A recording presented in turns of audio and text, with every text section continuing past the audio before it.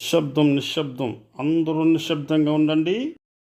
న్యాయమూర్తిని అడుగుతున్నాను, మీకు జరిగిన అన్యాయం ఏంటో చెప్పండి. నమస్తే అండి జడ్జి గారు, ఈ అయ్యగారు మా ఊరు వచ్చాడండి. నిజమైన దేవుడిని నమ్ముకోండి అన్నాడండి. మీరందరూ కళ్ళు మూసుకోండి, ప్రార్థన చేస్తాను, పరలోకంలో చోటు ఉంటుంది అన్నాడండి. ఇలా రోజులు గడిచాయండి. తీరా చూస్తే నల్ల పుస్తకాలు మా చేతిలో ఉన్నాయండి, మా ఆస్తులన్నీ అతని చేతిలో ఉన్నాయండి. దయచేసి న్యాయం చేయండి. మేము దైవ సేవకులము. ఆ దేవుడిచ్చిన ఆస్తి పాస్తులన్నీ ఆ దేవుడికి ఇచ్చారు. మేము అందుకొరకు వీరందరికీ పరలోకములను చోటు కలగాలని ప్రార్థన చేస్తున్నాము. ఇప్పుడు కూడా జడ్జి గారు మీకు వీరందరికీ కూడా పరలోకమున చోటు ఉండవాలని ప్రార్థన చేయించున్నాము. అర్థమైంది? బాగా పిచ్చి ముదిరిపోయింది, తీసుకెళ్లి పిచ్చి ఆసుపత్రిని జాయిన్ చేయండి.